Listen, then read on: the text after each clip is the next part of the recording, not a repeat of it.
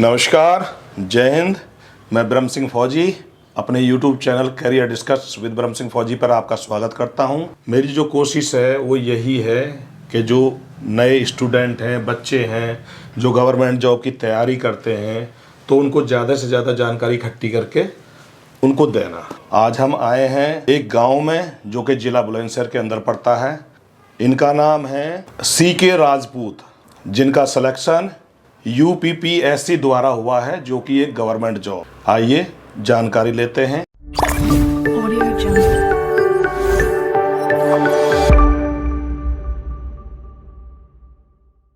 आप अपना परिचय दें।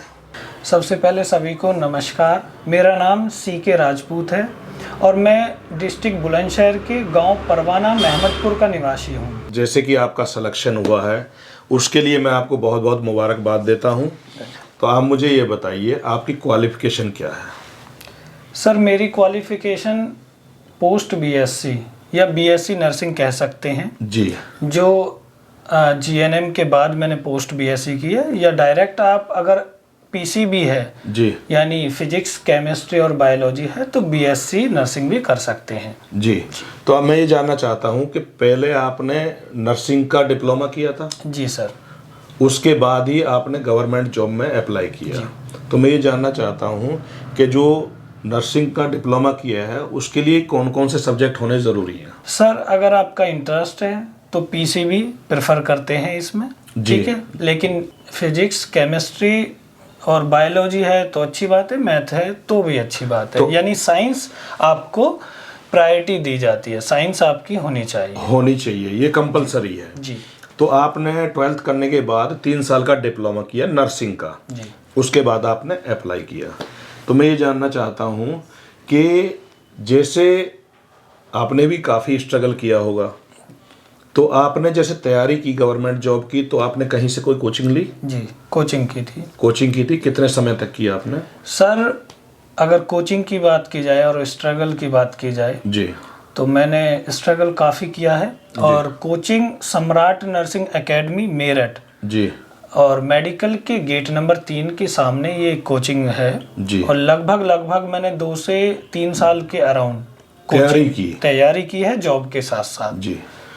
तो इसमें आप मुझे ये बताइए कि लगभग जैसे आपने 2 से 3 साल तैयारी की नर्सिंग के बाद, जी, जब आपका एग्ज़ाम हुआ तो ये इंडिया लेवल का एग्ज़ाम था?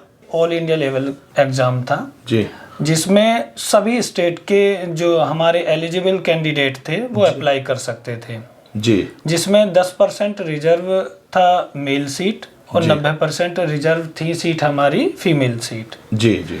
तो सर, इसमें ऐसा कोई इशू नहीं था कि अदर स्टेट का अप्लाई नहीं कर सकता। ऑल इंडिया लेवल का ये एग्ज़ाम था और सभी स्टेट के लोगों ने इसमें अप्लाई भी किया था। लगभग सर 1,02,000 लोगों ने अप्लाई किया, एग्ज़ाम दिया। जी। इतनी वैकेंसी थी? नहीं सर, इतनी वैकेंसी नहीं थी। 3500 वैकेंसी, 3300-3500 वैकेंसी पूरी इंडिया के अंदर। तो इसमें मैं ये जानना चाहता हूँ कि जैसे आपने तैयारी कर ली, आपने पहले फॉर्म फिलअप करे होंगे ऑनलाइन? इसमें सर एक्चुअली क्या हुआ था, सबसे पहले 2021 में डेट आई थी, विज्ञप्ति जारी हुई थी, न्यूज़पेपर में आई थी जी। तो अब सीट ऊपर नीचे हो जाती हैं, वो गवर्नमेंट का रूल होता है थोड़ा बहुत। लेकिन जब विज्ञप्ति जारी हुई थी तो हमने सबसे पहले फॉर्म फिलअप किया जी। उसके बाद 3 अक्टूबर 2021 को हमारा एग्ज़ाम हुआ। तो वो ऑनलाइन ही आपको पता चला? हाँ, एडमिट कार्ड ऑनलाइन ही आते हैं, ऑनलाइन ही डेट आती है विज्ञप्ति और नोटिफिकेशन के द्वारा। जो UPPSC की साइट होती है उस पे वो डेट डिक्लेयर करते हैं कि आपका इस दिन आपका एग्ज़ाम है, इस दिन आपका फॉर्म भरने का लास्ट डेट है, या अगर आपके फॉर्म में कोई गलती हो जाती है तो वो टाइम भी देते हैं, करेक्शन डेट भी आती है। अच्छा राजपूत जी, मैं आपको रोकना चाहूँगा। मैं अपने स्टूडेंट भाइयों को बताना चाहता हूँ कि जब भी आप अपना फॉर्म फिलअप करें, आप अपनी मेल ID और आपका जो परमानेंट फ़ोन नंबर है वही फार्म में डालें। अन्यथा अगर आप किसी और का डालते हैं, कोई भी इन्फॉर्मेशन आपको भेजती है गवर्नमेंट, तो वो प्रॉपर आपको नहीं मिल पाती है। हो सकता है जिसका आपने मेल ID या फ़ोन नंबर डाला है तो वो मिस हो जाए और आपके हाथ से वो मौका निकल जाए। राजपूत जी, मैं ठीक कह रहा हूँ? बिल्कुल सही बात तो है आपकी। आप बताएं क्या बता रहे थे आगे?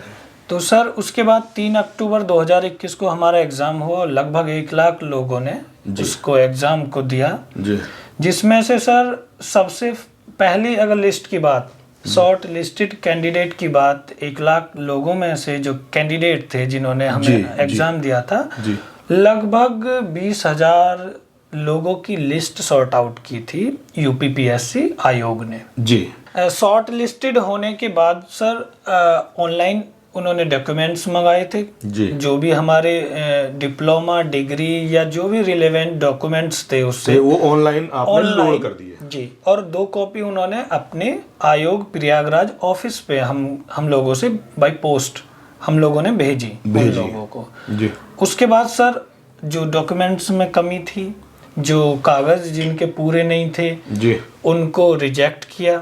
जी फिर से एक रिजल्ट दोबारा उन्होंने रिलीज किया। इसमें क्या था कि जिनका डॉक्यूमेंट्स में प्रॉब्लम थी उनको रिजेक्ट कर दिया, आउट कर दिया। जी। उसके बाद एक फ्रेश रिजल्ट निकाला। जी फिर उनको डॉक्यूमेंट्स वेरिफिकेशन के लिए बुलाया। जी जी प्रयागराज, लखनऊ, प्रैक्टिकली ग्राउंड में। जी जी। अच्छा, मैं ये जानना चाह रहा हूँ आपकी अभी ज्वाइनिंग कब हुई है? अभी फ़िलहाल मेरी ज्वाइनिंग 9 नवंबर 2022 में मैंने पिछले महीने ज्वाइन किया है, मेडिकल कॉलेज मेरठ। जी। अच्छा, आपने ज्वाइन कर लिया है? जी सर। तो मैं ये जानना चाह रहा हूँ, तो आपको लगभग इतनी तो जानकारी होगी कि आपकी सैलरी क्या है, लेकिन मैं आपको रोकना चाहूँगा, स्टूडेंटों से, यंगस्टर से मैं बताना चाहूँगा, क्योंकि ये फ्रेशर हैं, नई ज्वाइनिंग है। ऐसा कुछ नहीं है कि जो सैलरी ये बताने वाले हैं वो भी रहे, क्योंकि इनका पहला कदम है गवर्नमेंट जॉब के अंदर। तो आने वाले समय में काफ़ी अच्छी सैलरी हो जाती है, ये मुझे मालूम हुआ है, लेकिन फिर भी हम आपके लिए जानकारी ज़रूर देंगे। तो आप मुझे ये बताइए कि जैसे आपने ज्वाइन किया लगभग 1 महीने से ज़्यादा हो गया जी, तो लगभग आपकी सैलरी अभी कितनी बताई है इन लोगों ने? सर जब हमारा ज्वाइनिंग लेटर आता है तो उसमें लगभग सैलरी, क्योंकि ये ग्रेड 2 की जॉब है जी, तो इसमें लगभग सैलरी हम 66,000 के अराउंड हम मान सकते हैं। लगभग 66,000 लगभग जो स्टार्टिंग शुरुआत सैलरी हम कह सकते हैं। जी जी। अच्छा, इसमें आपने ये तो ज़रूर मालूम कर लिया होगा जो आपके सीनियर हैं और इस पद से वो भर्ती हुए हैं या ज्वाइन किया था।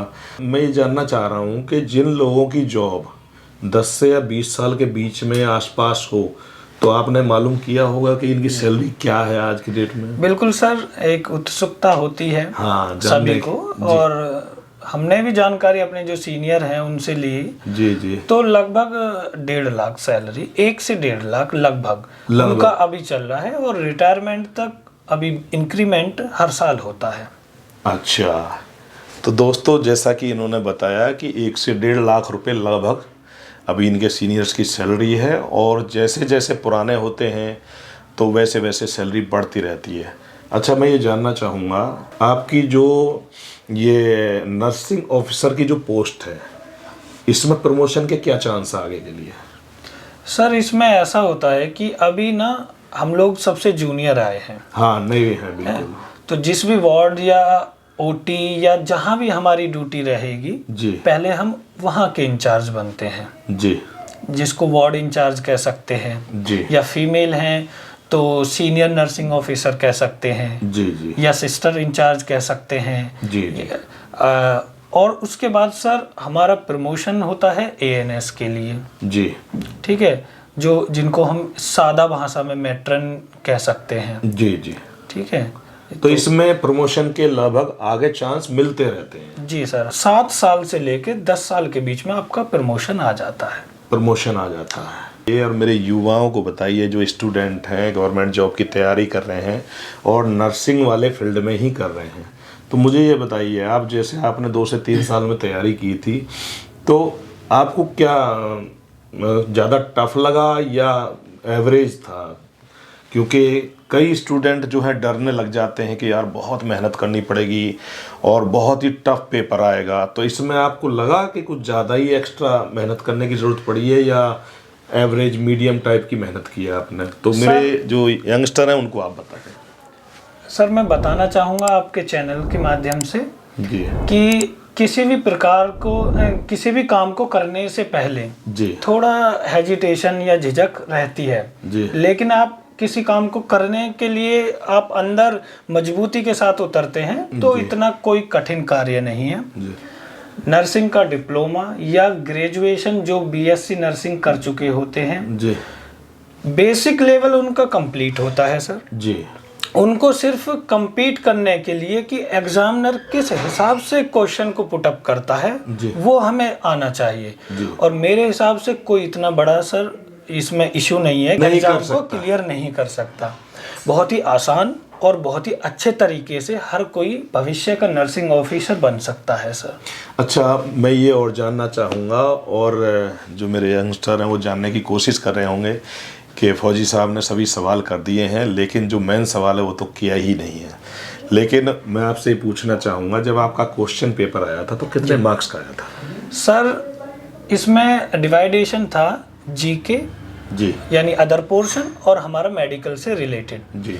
तो टोटल इसमें जो क्वेश्चन थे या जो प्रश्न थे उसमें 170 थे जी। जो 0.5 मार्क्स का यानी आधे नंबर का था। एक मार्क्स एक क्वेश्चन, एक प्रश्न आधे मार्क्स।